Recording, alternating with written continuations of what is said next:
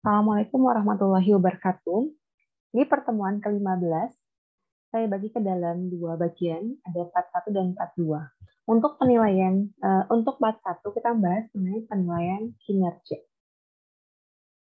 Nah, apa sih yang dibahas di penilaian kinerja tersebut?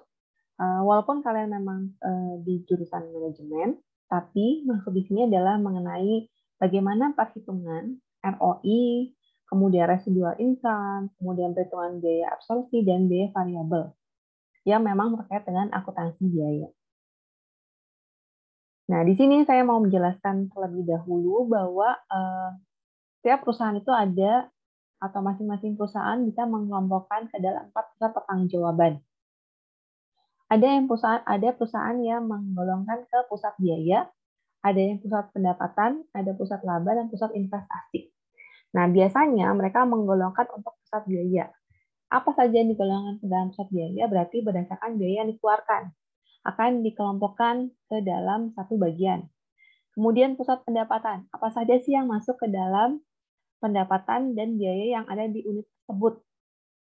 Kira-kira untuk unit produksi, mana saja yang masuk ke dalam pendapatan dan biaya yang ada di unitnya. Kemudian pusat laba. Nah, perusahaan juga akan mengklasifikasikan ke dalam sebuah pusat laba, yaitu di mana berdasarkan pendapatan dan biaya. Karena untuk menghitung laba itu kan selisih antara pendapatan dengan biaya. Kemudian tidak hanya pusat laba, tapi juga dia akan memikirkan jangka panjang. Akan menyusun ke dalam pusat investasi, di mana pusat investasi ini berdasarkan investasi atau pendapatan dan biaya. Jadi 3 poin yang diukur.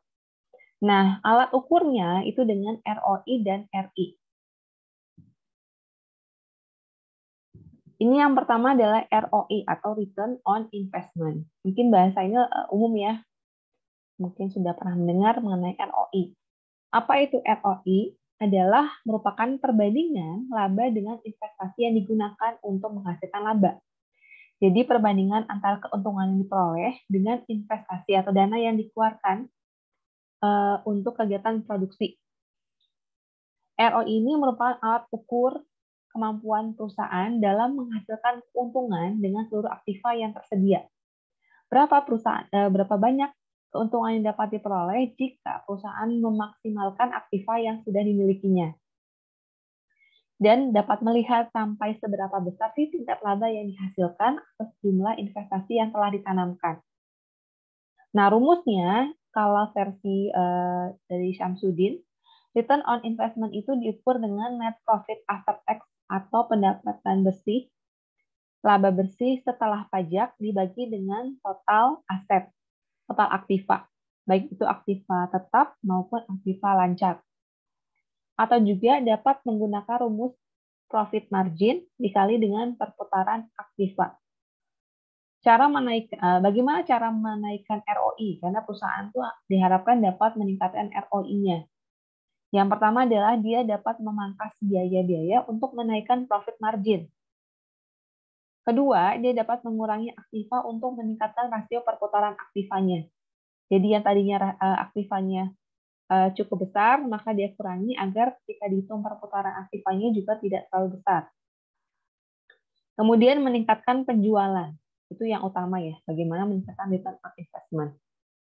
Cara yang kedua adalah dengan laba residu atau residual income, atau disebut juga dengan EVA.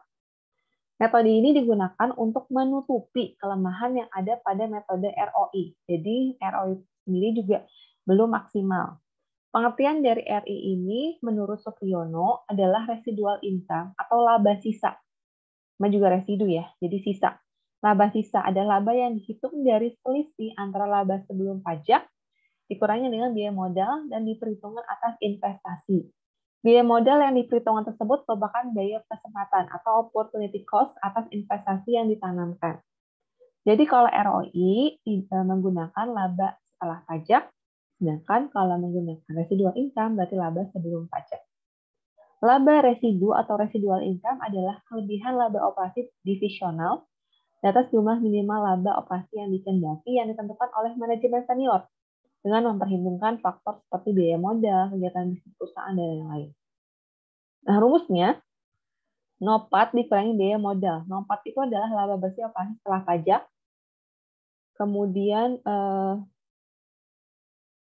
atau EBIT 1 min T kurangi WACC kali modal operasi. EBIT ini adalah laba sebelum bunga dan pajak atau biaya modal rata tertimbang. Jadi ada dua rumus, bisa kalian menggunakan yang NOPAT biaya kurangi biaya modal atau yang laba sebelum bunga dan pajak menggunakan EBIT yang di bawahnya. Menurut Sudana, biaya modal ini merupakan salah satu tolak ukur untuk menilai apakah keputusan pembelanjaan itu yang diambil pihak manajemen sudah merupakan keputusan yang optimal. Jadi di sini maksudnya adalah ketika misalkan perusahaan ini melakukan investasi, apakah memang sudah bisa mengatur biaya-biaya yang sudah ada di perusahaan. Jangan sampai karena mau investasi malah tidak bisa memaksimalkan jumlah biaya modal yang ada di perusahaan. Nah, di sini disimpulkan bahwa residual income ini merupakan laba bersih sebelum pajak yang dikurangi dengan biaya modal yang kemudian dibandingkan antara investasi perusahaan guna nilai kinerja divisionalnya. Kelebihan dari penggunaan residual income ini diterimanya dan usulan investasi walaupun sudah ditolak ROI. Jadi, ketika akan pengajuan untuk investasi ke investor, kalau memang perhitungan ROI masih tidak maksimal, dia bisa menggunakan yang residual income. Dengan pertimbangan bahwa angka-angka yang muncul ini adalah angka-angka laba bersih atau laba operasi itu sebelum pajak. Kedua, pengembalian minimum yang berbeda-beda untuk berbagai jenis aktivanya. Jadi pengembalian minimumnya itu ketika sudah investasi akan ada pengembalian minimumnya ini tergantung dengan jenis aktivanya, apakah aktiva lancar ataupun aktiva tetap. Kemudian bagaimana sih mengukur kinerja investasi? Pertama adalah kalkulasi biaya variabel. Jadi hanya membebankan biaya variabel seperti bahan baku langsung, BPKL, dan overhead variabel. Kemudian biaya periode termasuk beban penjualan dan administrasi. Nah, maksudnya di sini adalah dia menggunakan perhitungan biaya variabel. Sebelumnya kita pernah membahas mengenai full costing dan variable costing. Nah, ini adalah variable costing. Tapi kalau kalkulasi biaya absorpsi, berarti dia menggunakan yang full costing. Membandingkan seluruh biaya manufaktur ke produk, seperti dari biaya bahan baku langsung, tenaga kerja langsung, biaya variabel, dan tetap. Nah, biaya periode ini termasuk biaya tetap, beban penjualan, dan beban administrasi. Bagaimana sih perhitungannya kalau memang menggunakan yang absorpsi atau yang menggunakan laba bersih, menggunakan variabel. Perbandingan antara produksi, penjualan, dan laba. Jika menggunakannya absorpsi, produksi akan lebih besar daripada penjualan. Nah, laba bersih absorpsi ini akan lebih besar dari laba bersih variabelnya. Tapi jika produksinya lebih kecil dari penjualan, maka laba bersih absorpsi itu pasti akan lebih kecil daripada laba bersih variabel. Laba bersih variabel akan semakin besar. Jika produksi sama dengan penjualan, maka laba bersih absorpsi itu sama juga dengan laba bersih variabel.